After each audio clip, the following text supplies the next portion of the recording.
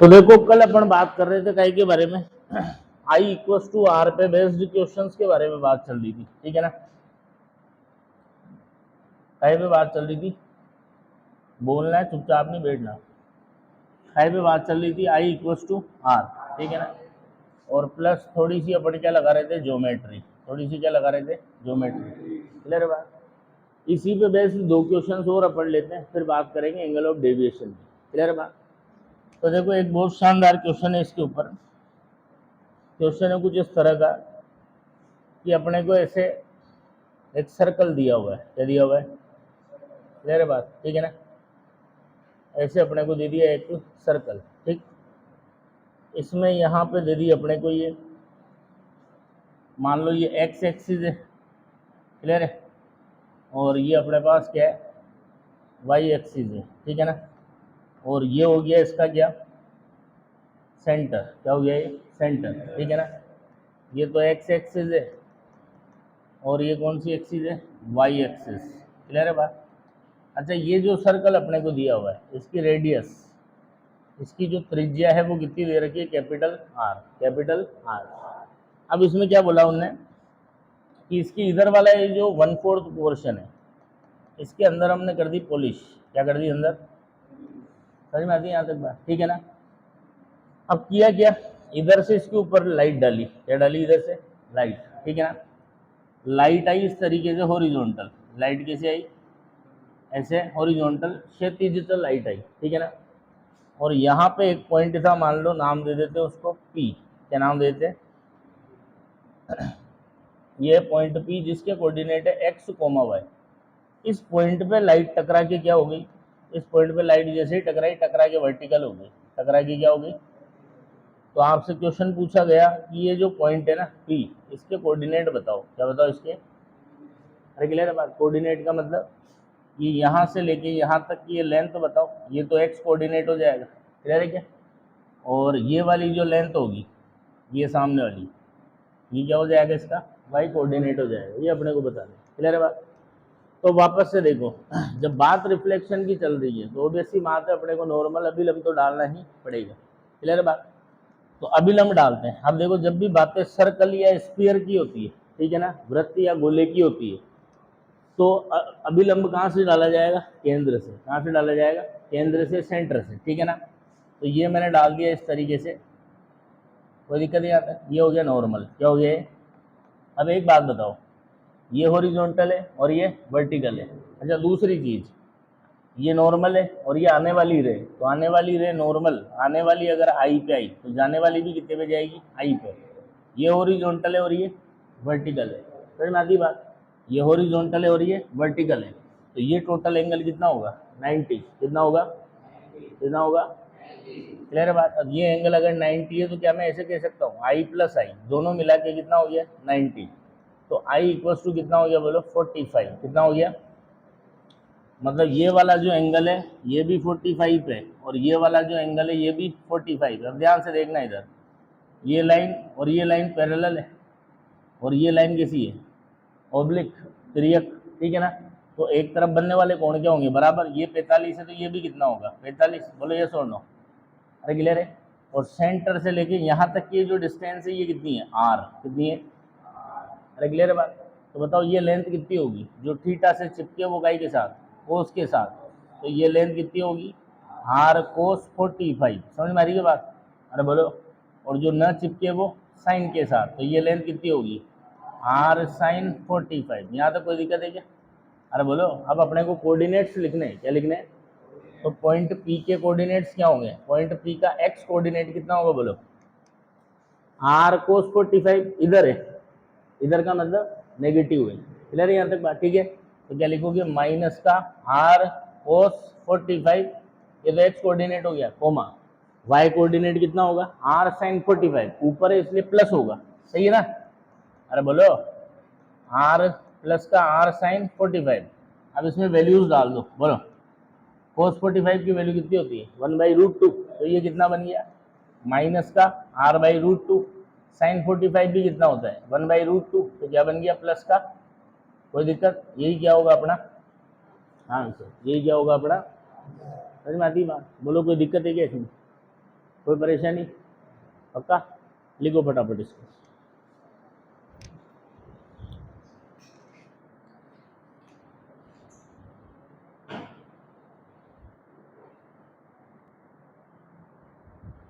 चलो तो अब एक क्वेश्चन और लेते हैं अपन, और तुम लोग इसको ट्राई करने की कोशिश करना, ठीक है ना। इसी तरह का एक और क्वेश्चन है अपने पास कि ये सर्कल है, क्या ये, ठीक है ना, और ये हो गई अपने पास बातचीत नहीं, ये हो गई एक्स एक्सिस, और ये हो गई कौन सी, वाई एक्सिस। क्लियर है क्या बात? ये तो होगी एक्स एक्सिस और ये हो गई अपनी वाई एक्सिस, ठीक है ना। ये एक्स एक्सिस हो गई और ये वाई एक्सिस हो गई, ठीक है। ये इसका सेंटर हो गया, और अपने को दे रखी है इसकी रेडियस, क्या दे रखी है इसकी रेडियस, कितनी दे रखी है आर, कितनी दे रखी है आर। समझ में आती है बात, ठीक है ना। अब वापस से क्या किया, ये यहाँ पे जो है पॉलिश करके इसको मिरर टाइप बना दिया, अरे क्लियर है कि परावर्तक बना दिया, रिफ्लेक्टिंग सरफेस बना दिया। अब आगे क्या बोला सुनना, कि एक लाइट रे इधर से आती है, ठीक है ना, ये इस तरीके से ऐसे आ रही है, ठीक है। अब क्या होता, ये सरफेस अगर नहीं होती, ये सरफेस अगर नहीं होती तो लाइट रे क्या होती, ये ऐसे सीधी की सीधी चली जाती। बोलो जाती कि नहीं जाती?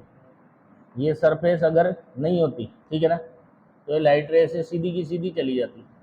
पर अब क्या होना पड़ेगा, यहाँ से रिफ्लेक्ट होना पड़ेगा। क्लियर बात? तो प्रश्न में क्या दिया अपने को कि ये इतना रिफ्लेक्ट हो जाती है, ये ऐसे रिफ्लेक्ट होकर के चली गई। प्रश्न में दिया कि ये इतना रिफ्लेक्ट हो जाती है कि अपने ओरिजिनल रास्ते से 120 डिग्री भटक जाती है, 120 डिग्री भटक जाती है। क्लियर है? प्रश्न में कहा कि ये जो पॉइंट है पी, एक्स कोमा वाई, इसके क्या करो, कोऑर्डिनेट्स हमें बताओ। क्या करो, इसके कोऑर्डिनेट्स बताओ। समझ में आती बात? करो, इसको ट्राई करो।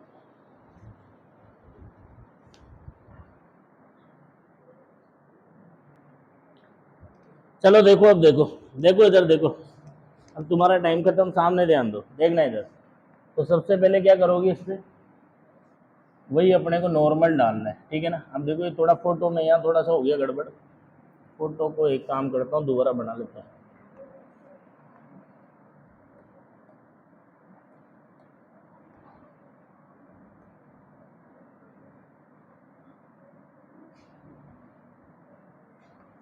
देखो ये इधर से आई रहे, मान लो ऐसे समझो, यहाँ से ये ऐसे आई, ठीक है ना, और ये अपने ओरिजिनल रास्ते से, ये इसका ओरिजिनल रास्ता है, यहाँ पे टकराने के बाद कितना भटक गई, 120 डिग्री का एंगल भटक गई, मतलब ऐसे चली गई, ठीक है ना, ये ऐसे चली गई। ये जो एंगल भटकी, ये एंगल कितना है बेटा, 120 डिग्री। बोलो कितना है, 120 डिग्री। अब वही क्या करोगे, इस पर नॉर्मल डालोगे, तो ये यहाँ से अपन ने इस पर नॉर्मल डाल दिया। अरे क्लियर है क्या? ठीक है ना। अब बोलो इधर से कितने एंगल पे आई, आई एंगल पे आई, ठीक है ना, तो जाएगी भी कितने पे, आई पे। अब बताओ लाइन के एक तरफ का जो एंगल होता है वो कितना होता है, 180। क्लियर है? 180 में से ये कितना हो गया, 120, तो ये दोनों मिलके कितना होना चाहिए, 60। मतलब इस बार क्या कहेंगे अपन, आई प्लस आई बराबर क्या होगा, 60। क्लियर है? तो आई बराबर कितना हो गया, 30। सही है ना। मतलब ये एंगल भी 30 डिग्री है और ये एंगल भी कितना है, 30 डिग्री। तो बोलो ये एंगल भी कितना होगा, 30 होगा। अब क्या दिक्कत है, ये लेंथ कितनी है, आर, तो ये कितना होगा, जो थीटा से चिपका वो कोस के साथ, ये हो जाएगा आर कोस 30, और जो नहीं चिपका वो साइन के साथ, तो ये हो जाएगा आर साइन 30। तो पॉइंट पी के कोऑर्डिनेट्स क्या लिख लेंगे, बोलो, आर कोस 30 इधर है तो माइनस का आर कोस 30। क्लियर है? और आर साइन 30 ऊपर है इसलिए प्लस का आर साइन 30। क्लियर है? लिखो, बोलो कोस 30 की वैल्यू कितनी होती है, √3/2। तो कितना आ जाएगा, आर √3/2, और साइन 30 की वैल्यू 1/2, तो प्लस का कितना आ गया, r/2। कितनों का आ गया था ये आंसर, कितनों का आ गया था, हाथ खड़ा करो, किस चीज़ का आ गया था, आधा सही था। कोई दिक्कत है क्या इसमें, बताओ? कर लोगे ना? अरे बोलो पक्का, लिखो फटाफट।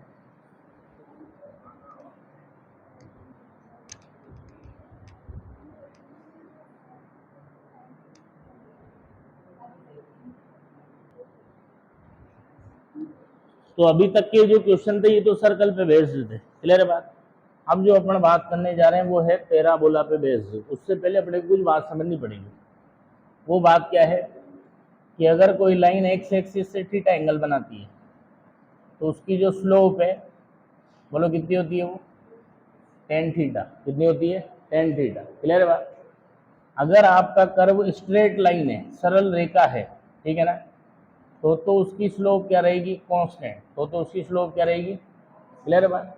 इसके अलावा कर्व अगर कुछ आड़ा टेढ़ा है, अरे क्लियर है, तो उसकी अलग अलग जगहों पे स्लोप क्या होती है? अलग अलग। तो किसी भी पॉइंट पे अगर स्लोप निकालनी होती है तो अपन क्या करते हैं, उस पॉइंट पे, जैसे मेरे को यहाँ स्लोप निकालनी है तो मैं इस पॉइंट पे क्या बनाऊंगा? टेंजेंट बनाऊंगा, स्पर्श रेखा बनाऊंगा, क्लियर है बात। अब इस स्पर्श रेखा ने यहाँ से एंगल बनाया थीटा, तो इस पॉइंट पे स्लोप होगी, मान लो पॉइंट ए है, तो पॉइंट ए पे स्लोप लिखी जाएगी, क्लियर है बात। अरे बोलो।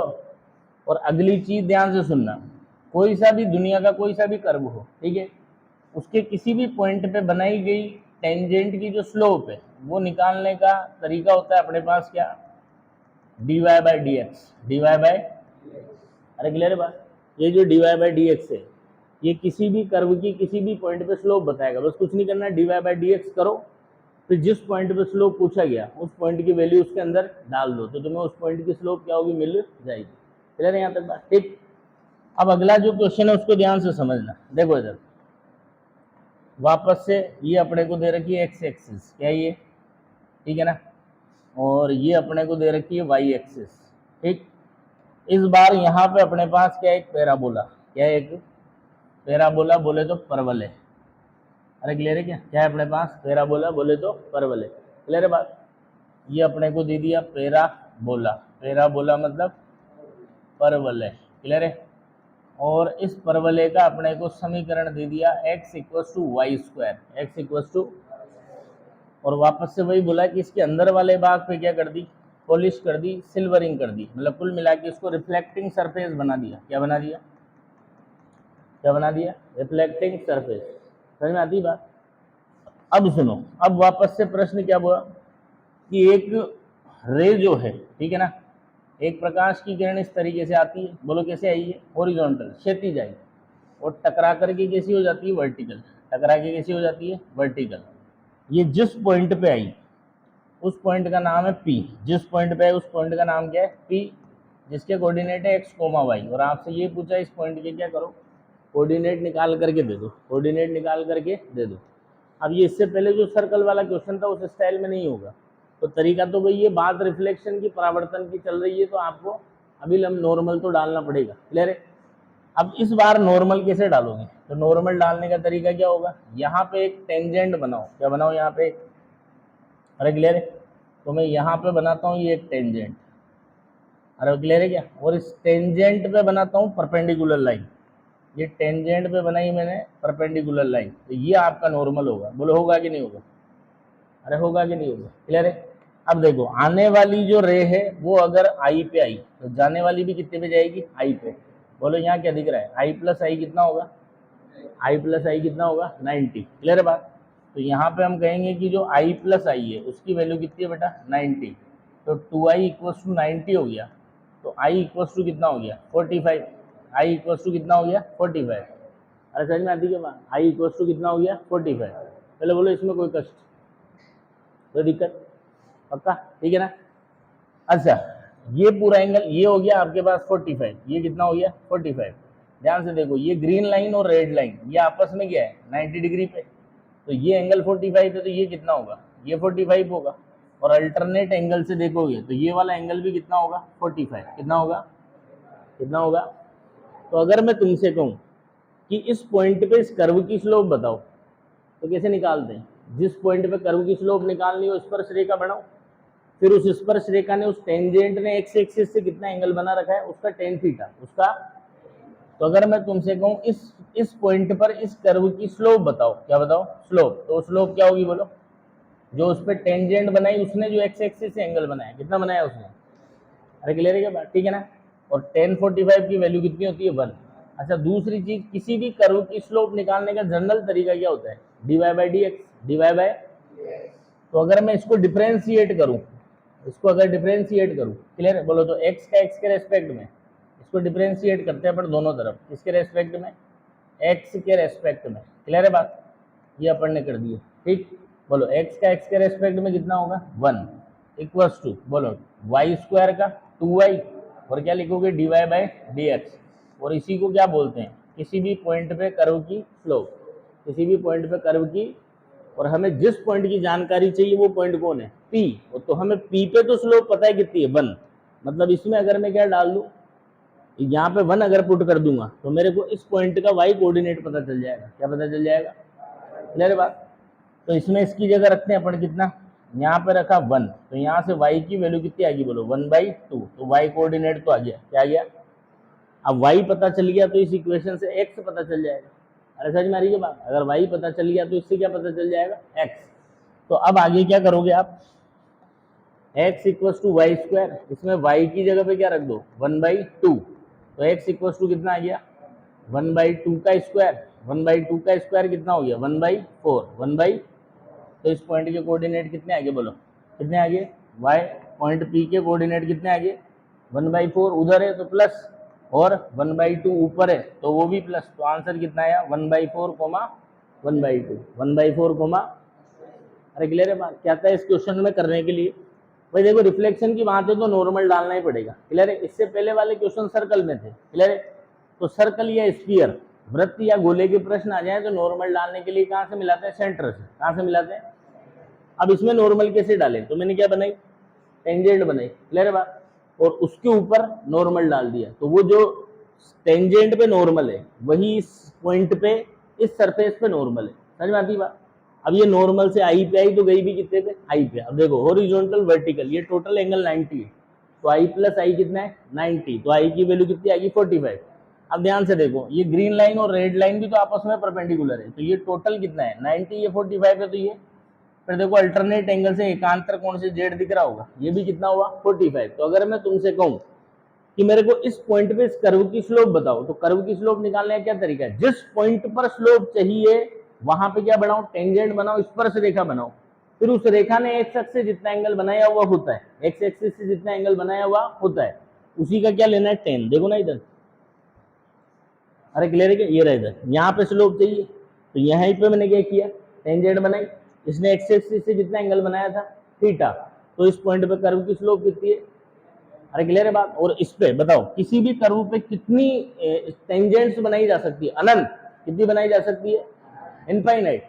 तो वो अनंत टेंजेंट्स की स्लोप को ये सिंगल फंक्शन बता देता है, dy by D x, dy by. अरे क्लियर है बात? तो पहली चीज मुझे इस क्वेश्चन में क्या पता चल गया? इस पॉइंट पे कर्व की स्लोप 1 है। अब अगर मैं इस पॉइंट पे कर्व की स्लोप डिफरेंशिएशन वाली स्टाइल में निकालूं, क्लियर है बात? तो ये इस तरीके से अपने को फंक्शन मिला। अब हमें जिस पॉइंट की बात करनी है वो पॉइंट कौन है बेटा? ये जो dy बाई डी एक्स है, ये तो क्या है? इसके अलग अलग पॉइंट्स पे जो आप टेंजेंट्स बनाओगे, जो स्पर्श रेखाएं बनाओगे, उन सबकी स्लोप है। मुझे तो पर्टिकुलर किस पॉइंट की बात करनी है? P की। तो P पे इस कर्व की स्लोप कितनी है? 1। तो मैंने यहाँ डाल दिया 1। जैसे मैंने 1 डाला, इस पॉइंट P का y कोऑर्डिनेट निकल के आ गया। अरे बोलो, और मेरे को रिलेशन एक्स वाई में दिया हुआ था, जैसे ही y निकल के आया मेरे को क्या मिल गया? x भी मिल गया। अरे बोलो, बात समझ आई कि नहीं? पक्का? डन है? लिखो तो इसको भी।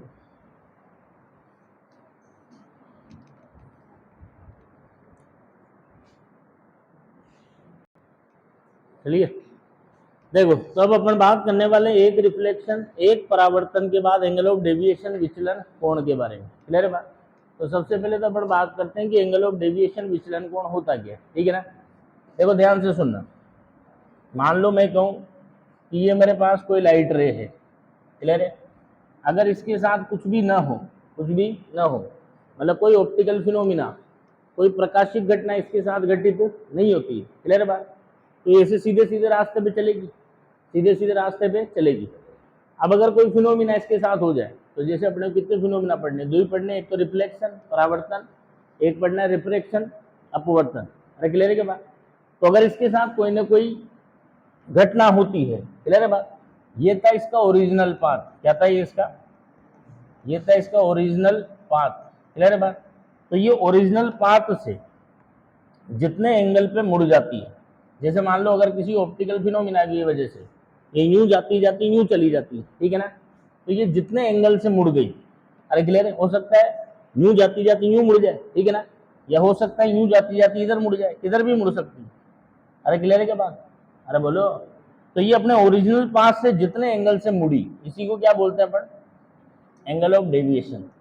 इस वाले को बोलेंगे ऐसे मुड़ी, तो इस वाले को बोलेंगे एंटी क्लॉकवाइज, क्या बोलेंगे इसको, अरे क्लियर है क्या? और ऐसे मुड़ी तो इसको क्या बोलेंगे, क्लॉकवाइज, क्या बोलेंगे इसको, क्लॉकवाइज। अरे क्लियर है? ये तो होता है एंगल ऑफ डेविएशन का मतलब, विचलन का मतलब, क्लियर है बात? कि रे प्रकाश की किरण अपने ओरिजिनल पाथ मूल पथ से जितने कोण पर मुड़ जाती है उसी को क्या बोलते हैं अपन, विचलन कोण, क्या बोलते हैं उसी को, angle of deviation, angle of, clear है बात? अब अपने को वो चीज सीखनी है एक रिफ्लेक्शन के बाद, किसके बाद, एक रिफ्लेक्शन के बाद। तो इसका फॉर्मूला मैंने लिखवा भी रखा है, एक बार फिर से तुम्हें बता देता हूँ, ठीक है ना। देखो इधर, तो मान लो अपने पास इस तरह से ये कोई परावर्तक पृष्ठ, कोई रिफ्लेक्टिंग सरफेस है, कौन सी सरफेस है, कोई परावर्तक पृष्ठ है, कोई रिफ्लेक्टिंग सरफेस है। मान लो इस पे कोई लाइट रे ऐसे आती है, ठीक है ना। देखो अगर ये सरफेस नहीं होती तो ये सीधी की सीधी चली जाती, अरे समझ में आती कि बात, ये सरफेस नहीं होती तो सीधी की सीधी, पर इसे क्या करना पड़ेगा, यहाँ से टकरा के वापस से ऐसे जाना पड़ेगा। अरे क्लियर है? अब यहाँ पे बनाता हूँ मैं नॉर्मल, तो लॉ ऑफ रिफ्लेक्शन क्या बोलता है तुम्हारा, कि नॉर्मल से जितने एंगल पे आएगी उतने एंगल पे जाएगी। तो ये बोलो अगर ये आई एंगल पे आई है तो जाएगी भी कितने पे, आई पे, क्लियर है बात? तो ये अपने ओरिजिनल पाथ से जितना घूम गई इसी को क्या बोलते हैं, एंगल ऑफ डेविएशन डेल। अरे क्लियर है? इसी की वैल्यू अपने को निकालनी, इसी की वैल्यू अपने को निकालनी, क्लियर है? तो बोलो लाइन के एक तरफ के एंगल, टोटल एंगल कितना होता है 180, तो क्या बोलूंगा, बोलो ये तीनों एंगल मिलके किसके बराबर होंगे, 180 डिग्री के। तो यहाँ से आ जाएगा del equals to 180 degree minus 2i, clear है बात? ये किसी भी सरफेस से एक बार रिफ्लेक्शन के बाद, किसी भी सरफेस से एक बार रिफ्लेक्शन के बाद आने वाला एंगल ऑफ डेविएशन है, आने वाला एंगल ऑफ, क्लियर है बात? ये लिखा हुआ है तुम्हारे पास, लिखा हुआ है ना, ठीक है। अब देखो जैसे इसके ऊपर एक क्वेश्चन लेते हैं अपन, पहले सिंपल क्वेश्चन लेते हैं, एक रिफ्लेक्शन की बात कर रहा हूँ, ठीक है ना। देखो जैसे एक क्वेश्चन ले अपन, क्वेश्चन कुछ इस तरह से कि मान लो ऐसे रिफ्लेक्टिंग सरफेस है, ये इस तरह से रिफ्लेक्टिंग सरफेस दे दी, ठीक है ना, और कोई रे इस पे आई किस तरह से, तो मान लो आपको दे दिया जैसे कि कोई रे जो है ना वो ऐसे आई, ठीक है, ये कोई रे इस तरह से आई, इधर से कितने एंगल पे आई, तो मान लो ये सरफेस से कितने एंगल पे आई, तो मान लो 30 डिग्री एंगल पे आई, और आपसे पूछा क्या एक रिफ्लेक्शन के बाद इसका क्या बताओ कितना डेविएशन हुआ, एक रिफ्लेक्शन के बाद इसका कितना डेविएशन हुआ, क्लियर बात? तो देखो अगर ये सरफेस नहीं होती तो ये क्या हो जाती, ऐसे सीधी सीधी चली जाती, ये सरफेस नहीं होती तो ये ऐसे सीधी सीधी चली जाती, क्लियर बात? बट इसकी होने की वजह से क्या होगा, यहाँ से रिफ्लेक्ट होगी टपका करके ऐसे जाएगी, बोलो यस और नो, अरे क्लियर है क्या बात? ये टपका के ऐसे जाएगी, ठीक है। वही सेम काम अपने को यहाँ क्या डालना है, नॉर्मल, क्या डालना है, बोलो ये एंगल टोटल कितना है 90, ये 30 है तो ये कितना होगा, बोलो 60 पे आई तो जाएगी भी कितने पे, 60 पे, तो आई की वैल्यू कितनी आ गई, आई की वैल्यू कितनी आ गई 60, और ये जो है ये क्या होगा आपका डेल, क्या होगा ये, अरे बोलो ओरिजिनल पाथ से कितना घूम गई, तो यही पता करना है। एक रिफ्लेक्शन के बाद डेल का क्या फॉर्मूला होता है, 180 डिग्री माइनस 2i, बोलो 180 डिग्री, और आई की वैल्यू कितनी है 2, आई की वैल्यू कितनी है 60 डिग्री, कितनी डिग्री, क्लियर है? तो कितना आया 180 माइनस 120, तो कितना आ गया बोलो 60 डिग्री। और किस सेंस में घूमी है, कौन से सेंस में घूमी, क्लॉकवाइज, कैसे घूमी, कैसे घूमी, क्लॉकवाइज, बोलो कोई दिक्कत है क्या, अरे बोलो। अब देखो चलो इसको लिखो पहले,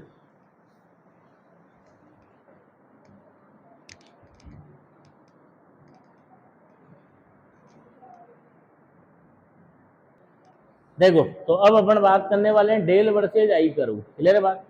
डेल और आई पे क्या बनाने वाले हैं? कर्व बनाने वाले हैं। किस तरह का कर्व बनेगा ये अपने को पता करना है। क्लियर है यहाँ तक बात? तो मैं क्या कर रहा हूँ, डेल वर्सेज आई कर्व अपने को बनाना है, ठीक है ना।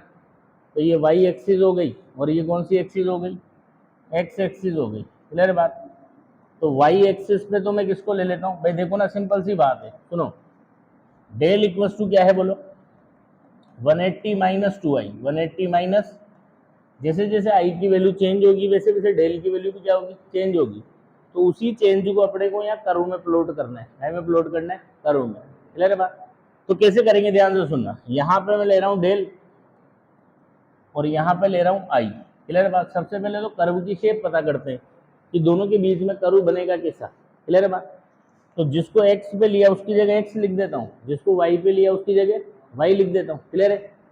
तो डेल को मैंने लिया कौन सी एक्सिस पे? वाई एक्सिस पे, ठीक है ना। तो डेल की जगह मैं लिखूंगा वाई और आई को लिया एक्स एक्सिस पे, तो इसकी जगह तो जो इक्वेशन बन के तैयार होगी वो क्या होगी? Y equals to 180 minus 2x। Clear है? मतलब ऐसे लिख दूं क्या इसको? माइनस 2x प्लस, अब इसमें ध्यान से देखो, x की जो मैक्सिमम पावर है वो भी 1 है और y की जो मैक्सिमम पावर है वो भी। और ऐसी कोई भी इक्वेशन जिसमें x और y दोनों की पावर 1 हो तो कौन सा कर्व होता है? Straight line. कौन सा कर्व होता है? तो हम कहेंगे x और y दोनों की पावर 1 है, इसलिए जो कर्व बनेगी वो कैसी बनेगी? Straight line. बोले तो सरल रेखा। क्या बनेगी बोलो? तो ये हमने को पता चल गया, सरल रेखा बनेगी। क्या बनेगी? क्लियर है बात? और जब भी सरल रेखा बनती है उसका कंपैरिजन किससे करते हैं अपन? mx प्लस सी से। कैसे करते हैं? mx प्लस सी से। क्लियर है बात? तो यहां से m की वैल्यू निकालो। बोलो m कितना है? -2। m कितना है? अरे क्लियर है क्या? तो स्लोप नेगेटिव है और नेगेटिव स्लोप वाली लाइन ऐसी होती है। अरे समझ में आती है बात? यूं, ठीक है ना। अरे बोलो, 11th में पढ़ा हुआ है सब, ठीक है। और c की वैल्यू कितनी होगी? c होता है y इंटरसेप्ट, y अक्ष पे काटा गया अंतखंड। तो बोलो ये कितना आया? प्लस का 180। मतलब ये प्लस में आया, मतलब y एक्सिस को कहाँ कट करेगी? ओरिजिन के ऊपर। ओरिजिन के अरे क्लियर है बात? देखो थोड़ी सी और बातचीत इस फॉर्मूले के ऊपर अपन करते हैं, ठीक है ना। फिर अपन कर्व बनाते हैं। देखना इधर, जैसे अगर मैं कहूँ कि ये मेरे पास रिफ्लेक्टिंग सरफेस है। क्या है मेरे पास? ये रिफ्लेक्टिंग सरफेस, सही ना। अरे बोलो, इधर से ये मेरे पास चल गया ही कौन? रे, ठीक। ये आई रे और ये हो गई, ये आई रे और ये क्या हो गई? गई रे। समझ में आती बात? और ये हो गया अपने पास कौन? नॉर्मल। कौन हो गया? नॉर्मल। अब ये जितना भटक गई, ये जितना, उसी को क्या बोलेंगे अपन? Angle of deviation. ये जितना भटक गई उसी को क्या बोलेंगे? Angle of deviation. ये आई है। अरे क्लियर है? अब आई को तुम कैसे कैसे चेंज करा सकते हो? आई की वैल्यू क्या क्या रख सकते हो? देखना, आई की वैल्यू हद यहां से शुरू करो, बिल्कुल ऐसे नॉर्मल अगर आ जाए तो आई की वैल्यू क्या होगी? 0। आई की वैल्यू क्या होगी? क्लियर है बात? आई की वैल्यू को कहां से कहां तक वेरी करा सकते हैं ये मैं सिखाने जा रहा हूं, ठीक है ना। तो देखो, ये अपने पास रिफ्लेक्टिंग सरफेस हो गई, ये इस पे हो गया नॉर्मल, ठीक है ना। तो अगर आने वाली रे जो है वो बिल्कुल ही नॉर्मल के ऊपर ही आ जाए, किसके ऊपर आ जाए? बिल्कुल नॉर्मल के ऊपर ही आ गई, तो आई की वैल्यू कितनी होगी बोलो? आई की वैल्यू होगी 0 और ये आई की मिनिमम वैल्यू है। आई को इससे कम नहीं कर सकते। कर सकते हो क्या बताओ? अरे क्लियर है क्या? अच्छा, और आई इक्वल टू क्या होता है? आर। तो आने वाली अगर नॉर्मल से 0 एंगल पे आती है तो जाने वाली भी नॉर्मल से 0 पे जाएगी, ठीक है ना। तो ये जाने वाली रे जो है वो भी कितने पे जाएगी बोलो? वही 0 पे जाएगी। अरे समझ में आती के बाद, अगर आई की वैल्यू 0 है तो आर की वैल्यू भी 0 है, ठीक है। तो बोलो ऐसी सिचुएशन में डेल की वैल्यू कितनी आएगी? 180 माइनस 2, आई की जगह 0, तो डेल कितना आएगा? 180 माइनस 0, मतलब डेल की वैल्यू आएगी 180। ये मैक्सिमम डेविएशन है। कौन सा डेविएशन है? इससे ज़्यादा नहीं हो सकता। अरे क्लियर है क्या? ये पूरी उल्टी घूम गई। अरे क्लियर है क्या बात? 180 डिग्री ये मैक्सिमम डेविएशन। क्लियर है? अच्छा, ये तो आई की मिनिमम वैल्यू। अब आई को बड़ा बढ़ा के कितना कर सकते हो? आई को नॉर्मल से जितना दूर ले जाओगे उतना बढ़ेगा। क्लियर है? तो नॉर्मल से हद से हद कितना दूर ले जा सकते हो? तो ध्यान से देखो इधर, मैं नॉर्मल से हद इसको कितना दूर ले जा सकता हूँ? ये हो गया रिफ्लेक्टिंग सरफेस। क्लियर है यहाँ तक बात? ये हो गया इसमें नॉर्मल, ठीक है ना। तो वो आने वाली रे को मैं हद से हद कितना दूर ले जा सकता हूँ? मैं ऐसे कर सकता हूँ कि ये क्या हो जाए? इस पृष्ठ के ही समांतर आ जाए, इस सरफेस के ही पैरेलल आ जाए। तो उस सिचुएशन में जो आई की वैल्यू मेरे पास होगी वो कितनी हो जाएगी, आई की वैल्यू हो जाएगी 90, और ये आई की मैक्सिमम वैल्यू है, आई को इससे ज़्यादा मैं चेंज नहीं कर सकता, आई को इससे ज़्यादा चेंज, अरे समझ में आती है बात, बोलो। अब आई अगर 90 है तो आर भी कितना होगा 90, तो जाने वाली अगर कैसे आई, समांतर पैरेलल आई, आने वाली अगर पैरेलल आई तो जाने वाली भी कैसे जाएगी पैरेलल, ये एंगल भी कितना हो गया 90, क्लियर है। तो इस सिचुएशन में बोलो, बिना कैलकुलेशन के बोल सकते हो, इस सिचुएशन में डेविएशन कितना है, कोई डेविएशन हुआ ही नहीं, कोई डेविएशन हुआ ही नहीं, ठीक है ना। तो इस सिचुएशन में डेल की वैल्यू अगर लिखोगे तो क्या लिखोगे 180 माइनस 2 इंटू 90, तो 180 माइनस 180 कितना हो गया 0, और ये मिनिमम डेविएशन है, कौन सा डेविएशन है, अरे क्लियर है। अब इन्हीं बातों को अपन कर्व में शो करते हैं, तो अपने को पता है कर्व स्ट्रेट लाइन बनना है, बोलो जब आई की वैल्यू कितनी थी 0, आई की वैल्यू कितनी थी, आई की वैल्यू 0 थी, तब आर की वैल्यू डेल की वैल्यू कितनी थी 180, कितनी थी, क्लियर है। तो देखो इधर 180 डिग्री यहाँ कहीं होगा, मान लो 180 डिग्री यहाँ कहीं, तो आई की वैल्यू 0, आई की वैल्यू तो कितनी है 0, और यहाँ डेल की वैल्यू कितनी है 180 डिग्री, समझ में आती बात। और जब आई की वैल्यू तुमने कितनी कर दी बड़ा बड़ा की, आई की वैल्यू बड़ा बड़ा की 90, तो डेल कितना हो गया 0, तो आई की वैल्यू अपन ने बड़ा बड़ा के कर दी 90, तो डेल की वैल्यू घट घट के कितनी हो गई 0, ठीक है ना। तो जब आई की वैल्यू हमारे पास 90 है तो डेल की वैल्यू कितनी हो गई 0। अब कुछ नहीं करना, इन दोनों को मिला दो, कौन सी लाइन से मिलाओगे, स्ट्रेट लाइन से, क्यों, क्योंकि ये तो मुझे ऑलरेडी पता था कि कर्व तो स्ट्रेट लाइन ही बनेगा, कर्व तो कैसा बनेगा स्ट्रेट लाइन, तो ये डेल और आई के बीच में बनने वाला कर्व, क्लियर है बात। और यहाँ से एक बात जो और समझने की है वो क्या है कि अगर अभी लंबवत आती है तो अभी लंबवत ही जाएगी, नॉर्मल आएगी तो नॉर्मल ही जाएगी, और सरफेस के पैरेलल आएगी तो पैरेलल ही चली जाएगी। इसको इंग्लिश में कहा जाता है सरफेस के पैरेलल आने को बोलते हैं ग्रेजिंग इंसिडेंस, क्या बोलते हैं इसको, सरफेस के पैरेलल आने को बोलते हैं ग्रेजिंग इंसिडेंस, क्या बोलते हैं इसको, ग्रेजिंग इंसिडेंस, ठीक है ना। अरे बोलो, ग्रेजिंग मतलब सुना होगा तुमने, चरना, तो चरते हैं तो कैसे चरते हैं, जैसे गाय भैंस चरती है तो कैसे चरती है, यूं ऊपर मुंह करके चढ़ती है कि सरफेस पे पैरेलल चढ़ती है, समझ में आती बात, इसलिए बोलते हैं इसको ग्रेजिंग इंसिडेंस, ठीक है ना। और इसको कहा जाता है नॉर्मल इंसिडेंस, क्या बोलते हैं इसको, नॉर्मल इंसिडेंस, ठीक है ना। अरे बोलो, अरे बोलो, तो अभी लंबवत आएगी तो टप्पा खा के वापस, समझ में आती बात, अरे बोलो पक्का, ठीक है ना। और समांतर आएगी तो समांतर ही चली जाएगी, और वजह क्या है, वही आई बराबर आर, आई बराबर आई बराबर, क्लियर है बात। ऐसे आने पे आई 0 होता है तो आर भी 0 होना चाहिए, ऐसे आने पे आई 90 होता है तो आर भी क्या होना चाहिए 90, बोलो कोई दिक्कत, पक्का, डन है, चलो करो इसको।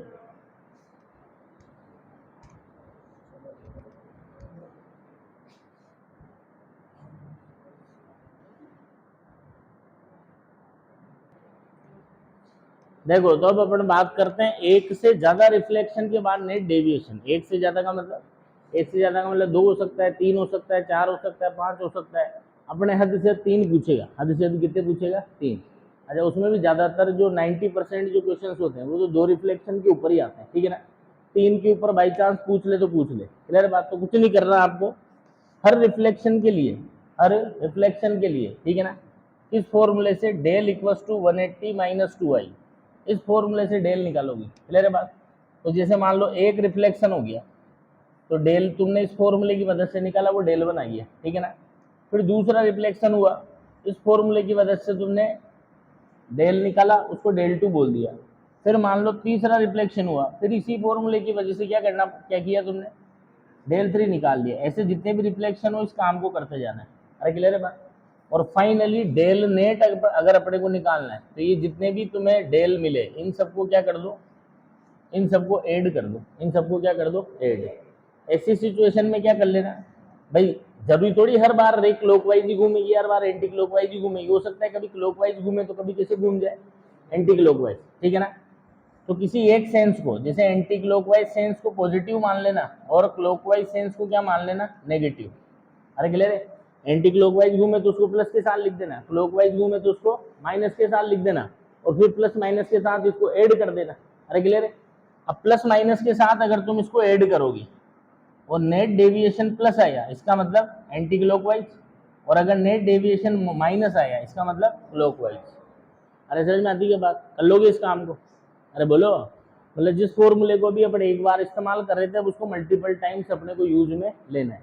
अरे क्लियर है क्या बात? ठीक, चलो आओ। तो पहले इसको लिखो, एक काम करो,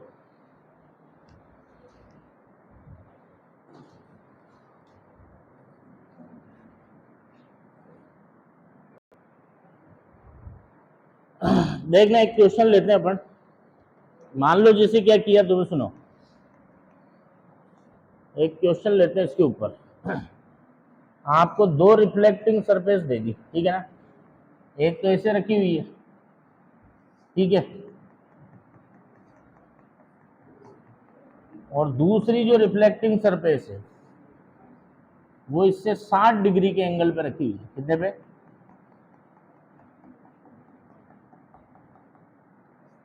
ये एंगल दे दिया तुम्हें कितना? 60 डिग्री। कितना डिग्री? 60 डिग्री। क्लियर है बात? और क्या बोला, ध्यान से सुनना, इस वाली सरफेस पे रे आती है, मान लो ये, ठीक है, ये इस तरह से इधर से रे आई और ये दे दिया आपको कि ये 40 डिग्री के एंगल पे आती है। कितने डिग्री के एंगल पे? आपको दे दिया इधर से 40 डिग्री के एंगल पे आती है। क्लियर है? और क्वेश्चन पूछा दो रिफ्लेक्शन के बाद, कितने रिफ्लेक्शन के बाद? दो रिफ्लेक्शन के बाद डेल नेट बताओ। क्वेश्चन पूछा दो रिफ्लेक्शन के बाद क्या कैलकुलेट करना है? Del net. अरे समझ में आती है बात? दो रिफ्लेक्शन के बाद क्या कैलकुलेट करना है? Del net. तो वापस से देखना, अगर ये सरफेस नहीं होती, क्लियर है, तो ये रे क्या हो जाती है यहाँ से, ये सरफेस अगर नहीं होती तो ये रे यहाँ से सीधी चली जाती। बोलो या छोड़ लो। अब इसकी वजह से क्या हुआ, वही डेविएट होगी, तो 40 पे आई तो जाएगी भी कितने पे? 40 पे। अरे क्लियर है? ये 40 पे आई और कितने पे चली गई? 40 पे ही ये चली गई, ठीक है ना? बात नहीं भाई, बात नहीं। 40 पे आई तो कितने पे चली गई? 40 पे। अब कुछ नहीं, यहाँ तुम्हें आई पता है, तो ये हो गया तुम्हारा सबसे पहला डेल वन। क्या हो गया ये? Del one. अरे क्लियर है? तो बोलो फॉर्मूला लगाओगे, डेल इक्वल्स टू कितना होता है? 180 माइनस 2i। पहले निकालोगे डेल वन, बोलो कितना आया? 180 माइनस 2, और यहाँ आई कितना है? 40 डिग्री। कितना है? तो 2i की वैल्यू आ गई 40। बोलो कितना हो गया? 180 माइनस 80 तो कितना हो गया? 100 डिग्री। और कैसे घूमी? कैसे घूमी? क्लॉकवाइज। कैसे घूमी? अरे क्लियर है? और क्लॉकवाइज को मैं नेगेटिव लिखूंगा तो लिख सकता हूँ -100 डिग्री। क्या लिख सकता हूँ? अरे क्लियर है? अब वापस से देखो, यहाँ पे देखो, अगर ये सरफेस नहीं होती तो फिर क्या होता? फिर ये सीधी निकल जाती। ये सरफेस अगर नहीं होती तो ये सीधी निकल जाती, बट इस सरफेस के होने की वजह से क्या होगा? फिर से इसको मुड़ना पड़ेगा। अरे क्लियर है? अब किधर मुड़ेगी, कितना मुड़ेगी, वो कौन डिसाइड करेगा? नॉर्मल। कौन डिसाइड करेगा? तो मैंने क्या किया, यहाँ पे बनाया इस सरफेस पे नॉर्मल। अरे क्लियर है? और क्या कैलकुलेट करूंगा मैं इसके लिए? आई की वैल्यू। आई की वैल्यू, यहाँ आई कितना है? देखो यहाँ पे जो आई होगा वो ये होगा बेटा, ये आई है तेरा, ठीक है ना? अब ये जितने एंगल पे आई उतने एंगल पे, नॉर्मल से जितने एंगल पे आई उतने एंगल पे जाएगी। अरे समझ में आ रही क्या बात? ये जाने वाली। क्लियर है? तो आई पे आई तो जाएगी भी कितने पे? आई पे आई तो आई पे जाएगी। अब जैसे ये आई पता लग जाएगा, ये तेरे को डेल टू भी पता लग जाएगा। अरे क्लियर है? तो तेरा मेन मकसद क्या है? सबसे पहले क्या निकाल? ये आई निकाल। अब ये आई कैसे निकलेगा देखो, बोलो ये कितना है? इधर देख, इधर ये कितना है? ओ घनश्याम, इधर ये कितना है? 40। और ये टोटल 90, तो ये कितना होगा? 50 होगा कि नहीं होगा? हम यहाँ पे देख, ट्राइंगल दिख रहा होगा, दिख रहा है? तीनों का सम कितना होता है? 180 डिग्री। ये 60 और ये कितना हो गया? 110। तो ये कितना होगा? ये होगा 70। अब ध्यान से देखिए, 90 दिख रहा होगा, दिख रहा है? तो ये 70 है तो ये कितना होगा? 20। कोई दिक्कत? आई पता चल गया, यहाँ वाला भी आई पता चल गया। जैसे आई पता चला, डेल टू भी निकाल ले। अब डेल टू के लिए फॉर्मूला क्या लगाएगा? वही 180 माइनस 2i। आई कितना है उसके लिए? आई कितना है? 20। कितना है? तो बोलो क्या लिखेगा? 180 माइनस, तो कितना आया? और कौन से सेंस में घूमी है? ये यूं जा रही थी, यूं घूमी, मतलब क्लॉकवाइज ही घूमी। कैसे घूमी? क्लॉकवाइज। अरे क्लियर है क्या? और क्लॉकवाइज को मैं काई के साथ लिख रहा हूँ? माइनस के साथ। क्लियर है? अब मेरे को चाहिए डेल नेट, क्या चाहिए मेरे को, डेल नेट। तो डेल नेट कैसे निकालेगा बेटा, del one plus del two. बोलो डेल वन की वैल्यू कितनी है, -100, डेल टू की वैल्यू, समझ में आती है बात, तो कितना आ गया माइनस का, ये माइनस क्या बता रहा है, माइनस क्या बता रहा है, क्लॉकवाइज। अरे समझ में आती है क्या बात, माइनस का मतलब क्लॉकवाइज। बोलो कोई दिक्कत, पक्का। अब इसको समझना है क्या, मतलब ये रे कोई भी चीज ऐसे थी, कोई भी चीज, सुन सुन सुन, कोई भी चीज पहले ऐसे थी, पहले क्या हुआ, 100 डिग्री घूमी क्लॉकवाइज, पहले कितना घूमी, 100 डिग्री क्लॉकवाइज, मतलब जो चीज ऐसे थी वो पहले 100 डिग्री घूमी क्लॉकवाइज। मान लो जैसे ब्लू कलर से बना देता हूँ, ये 90 है, तो 100 डिग्री का मतलब यहाँ कहीं आएगा, तो पहले 100 डिग्री ऐसे घूमी, अरे क्लियर है क्या बात, पहले 100 डिग्री ऐसे घूमी, फिर उसके बाद यहां से 140 डिग्री और घूमी, किधर घूमी, क्लॉकवाइज, किधर घूमी, क्लॉकवाइज। यहां से 140 घुमाओ तो इसके जस्ट अपोजिट 180 होता है, अरे क्लियर है।